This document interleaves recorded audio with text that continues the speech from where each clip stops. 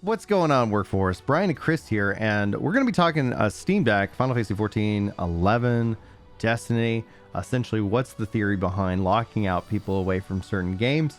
Now, at the time of this recording, we are seeing positives and negatives as people verify and test Steam Deck with certain games. So by the time this video actually goes live here in a couple of weeks, who knows what's all changed. But at its core, there's just a couple of interesting kind of tidbits in which we've seen Final Fantasy 14 running, and then it's saying, hey, it's not supported. Final Fantasy 11 at the time of this recording today has actually been shown running on the Steam Deck.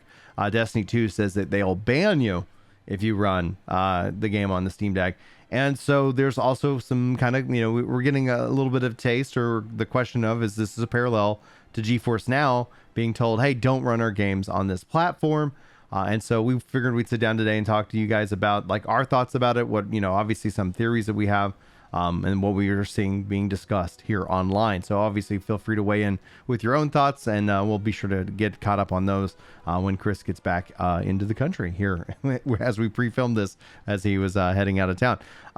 Chris, you kind of set this up real well from the topic perspective. I don't know if you saw the news, but we've seen Final Fantasy 11 running, Final Fantasy 14. Would you get everybody caught up on that? Because I've seen it running, and you're telling me that they're saying it's not supported now? Well, so the Steam Deck came out, and then they made a sudden patch where suddenly Square Enix, after years of running the Steam version, decided, we need to change the way Steam people log in.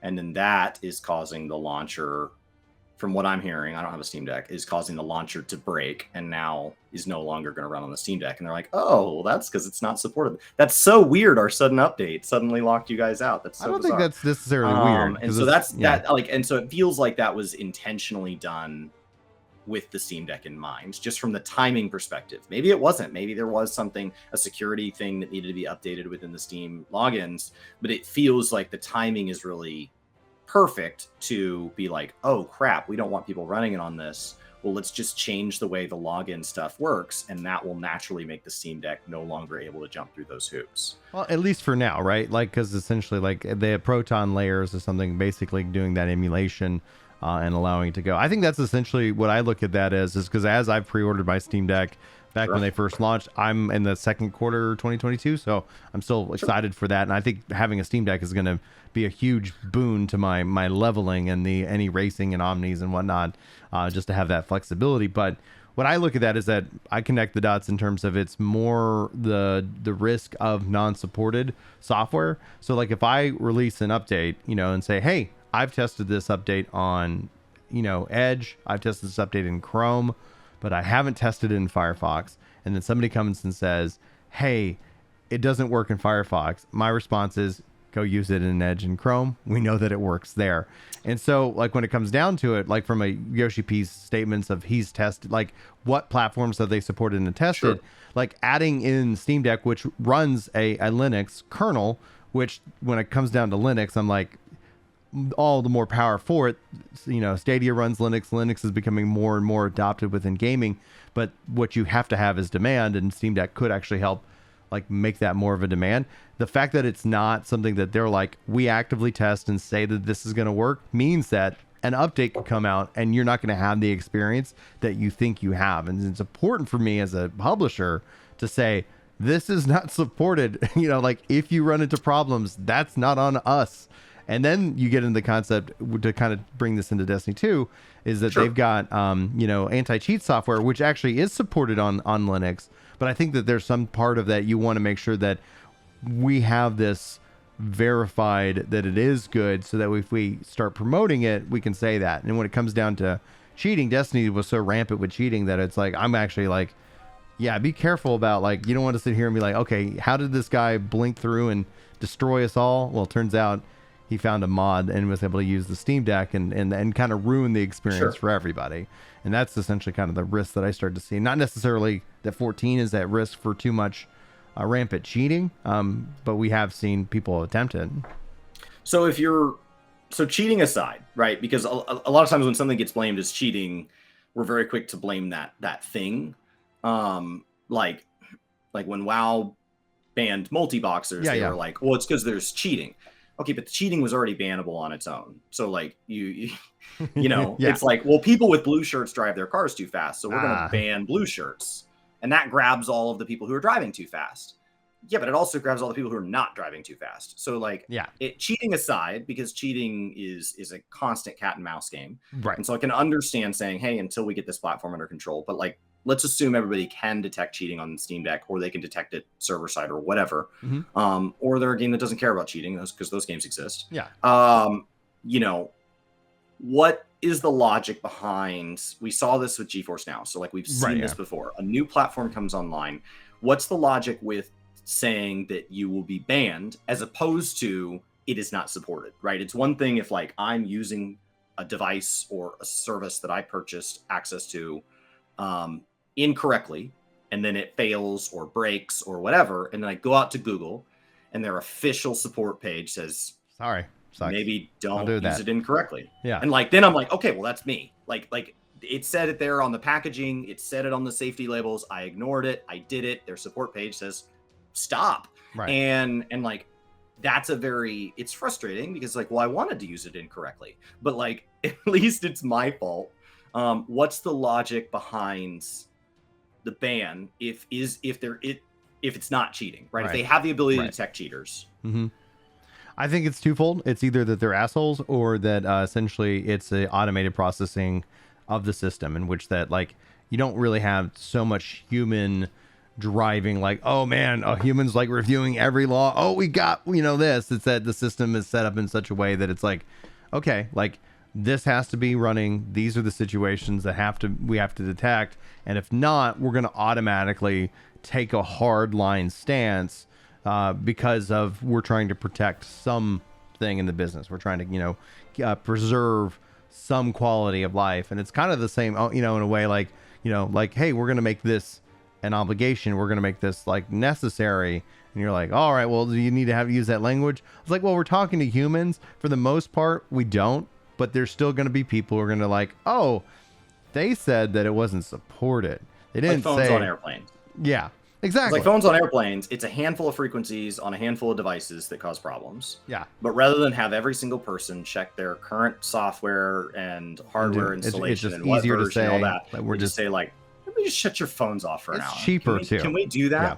It's cheaper too. So there could be a sense of kind of like assholery. Okay. Like in the concept of 14 and Destiny as two games that I obviously like spend a ridiculous amount of time with, it's the question of timing in my regards. Now you take this conversation 6 months from now, and let's say it's still the same kind of no, then I have real serious questions as to why. And those questions then become, is it being paid? Is there some kind of deal, right? So Destiny runs on Linux. Destiny is a Linux running game because it runs on Stadia. Did Stadia say, hey, as a part of this contract, we're going to be your Linux platform? Like, you can't support any other Linux platform. We'll cover some of the cost of switching to Linux, but then you can't run on anybody else's Linux. And if it happens, like, that's where, like, okay, well, just as to honor the contract, we got to take this hard ass stance. And at the time, it's Stadia and like, what are you talking about? Two Linux gamers, and they're like, yeah, I'll sign that. That's easy. That's a possibility. It's not this is not, I'm not speaking facts. I'm just speaking in, same thing with the GeForce Now thing. It's that with GeForce Now, it's like, well, they want to try and resell that. They want to try and treat that as a new platform and sell you that version. I just don't think that really works in terms of gaming culture, right? I don't think that works in terms of, in the long term of saying like, oh, Steam and Steam Deck, that's not the same thing. It isn't the same thing because Steam runs Windows and, like that, but it also Steam OS is a Linux OS. So that's the question of, will they want to try and sell you another copy of said game for that platform? And if the answer ends up being yes, that's what they want to do, I think that's just something the market has to decide. So me, Brian, saying like, that's kind of lame. Just let people play the game that they bought from you anyway. But the market will ultimately decide if that's kind of the thing. So, because if they lean too hard in on that, I think, and if Steam Deck is so popular, especially because it's basically doing the things that people wanted the Switch to do, It's like if it ends up being so popular that you end up having workaround, like people are just going to demand it. Steam Deck does run Windows, so you kind of can get around that aspect because you can just run the Windows OS and there's no issue there. Steam Deck can also run GeForce Now, Stadia, xCloud. Like it's got all of those avenues in which that as a platform, like, okay, like why limit that? Because and so I think it's going to be, I honestly right now in 6 months I have a different answer, but right now I would say it's a new platform. It's not mass adopted. These companies don't owe anybody the need to go spin up a team to make sure that they get it running on this specific system. Sure. And now there's an update on that system, and like because they'd have to spend money to ensure that safety. It's cheaper to say wait, and then if like all of a sudden it's like everybody has this like Steam Deck, then it's like why? And then the demand is like, why aren't our games on there? We're actually losing sales. I think it's a pure business to business kind of mindset, and the question then becomes is that do we see mass adoption? If we do, I think if we do see mass adoption and they're still hardline no on Steam Deck, that's when all of a sudden I start getting other weird questions like, is there a weird contract with Sony saying like, no, we said PC and we said PlayStation? Is it a console? Would you call it a console? I would call it a computer. I don't. Where's the line, right? So like the console exclusives then come out on PC. So like Game Pass PC does not have all the same games that Game Pass console does. Right. And I assume that is because some of those games signed a distribution contract with somebody like Steam to say, hey, you're our exclusive PC guy. Game Pass is going to get our console version. And then Game Pass came to PC and Xbox like, cool, can we have it over there? And it's like, honestly, at the time, like the Steam deal seemed really good. Like they gave us, like they were really fair to us. And like, I didn't know that you were coming to PC, or I probably would have at least made Steam fight for that contract and like at least pitted you guys against each other. But like Steam has been one of the biggest shows in town on the PC side of things for just kind of to put yourself in a marketplace. Yeah. But now that Game Pass is in the arena, this seems to come back the other way. It feels like a console to me. Mm-hmm. It feels like it's distributed. It's fixed hardware. Like I'm not swapping components out. Your Steam Deck and my Steam Deck would not be wildly different, as opposed to your PC and mine are wildly different. Yeah. I can't build my own. It's ready to go from the moment I get it out of the box, direct from the manufacturer. It comes with an OS already installed. It is designed for a strict purpose. Like it has a control scheme. It is designed for gaming. So like it feels in many ways like you could argue it's a console. Like it's a console.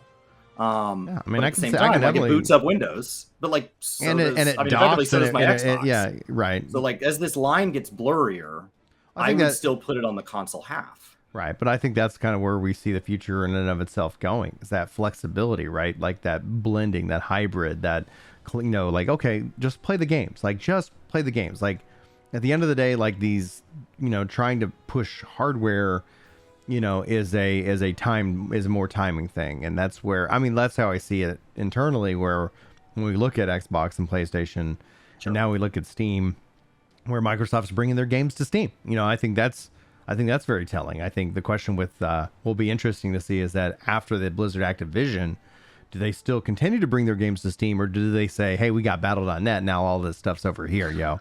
That's going to be fascinating to see in the long run. I hope that Steam Deck is supported. I hope that it is successful. Because the more adoption, especially with Linux, and the more flexibility gamers have, like, does that put a little pressure on Nintendo to be like, okay, yeah, we could have always done that. Yeah, thanks, but like that aspect is going to be really interesting. We'll know, like, it's going to be really, I think I'll have a clear picture here in 6 months, and based off of how as more and more people get their Steam Deck go, and more games are either supported or denied, and essentially that the denials can essentially, while we won't have the real, boardroom-esque conversations, we'll be able to piece things together of like, okay, this company clearly is saying no. Does Square Enix, like, let's say they bring in, say, hey, all these other games are supported, but their online games aren't. Was there a reason? Like that's something we'll have to wait and see. And that's where it's like, at the end of the day, like, I'm excited. Square Enix is not saying that they're going to ban me. Destiny says that they will, but I'll just boot up Stadia or GeForce Now and play Destiny on that. Like, it's just going to be a method for connection. And then at the same time, I'm like, where's my Lost Ark on GeForce Now? Yeah, let's go. Yeah. Like, give me that. I think need it's that great. flexibility in my life. It expands the number of places that expands access to people that don't have access to hardware, and it makes people who do have access to hardware but need more flexibility, it expands access to them as well. So like it just grows the user base. So without good reason, Right. I don't see how it does anything but help gamers to have these streaming platforms and more consoles and more access coming online. Yeah, I hope so. So, guys, let us know how you feel. We'll try to do a follow-up video to this, especially here, in the next like 6 months to see where things fall. Because if essentially they come out and over the summer and they're like, "Hey, Destiny 2 is now supported on Steam Deck," like that tells me like we need a little bit more time with this. Like we don't have the resources to sit here and just throw at this platform all of a sudden. But yeah, I hope that's the case. But time will tell, and we'll find out. We'll find out more, and we'll keep you guys up to date. Chris, why don't you take us out? I'm just wondering if it's that they bought Bungie and they're like, yeah, we'll share you with Xbox since you're already on Xbox. And Steam's like, oh, us too. And they're like, oh, yeah, I'm sure that there's a little bit like there's always going to be a little like okay, yeah, this is the fee. Why don't you users right why don't you cut down your Steam fee, like because of these publishing deals? Like that's just at the end of the day, sometimes it's like okay, let's get back to the table. And you know how you were charging $300,000 for me to put my game on your platform?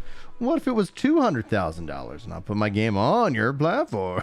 I feel like that 100,000 would just really go a long way towards my peace of mind, helping you get it on Steam Deck. Oh yeah, that'll cover the cost of the dev for that, for the project. Yeah, I think these numbers might be even larger than that when you talk about the size of these studios and the number of games. 100%. Yeah. Like I'm just using that as the number that that I need to have. I feel like there's a number that would make me comfortable. So, guys, it's an interesting topic. We'll keep an eye on it, especially as it gets closer to Brian going hands-on and seeing what games that he can play on his Steam Deck. Obviously, we're hoping 14 is among them. And so let us know as you guys go hands-on. Are you getting a chance to play these games? Do you miss them if they aren't on there? And what's going on with that? But until then, we'll see you next time. Take care. Look myself in the eye.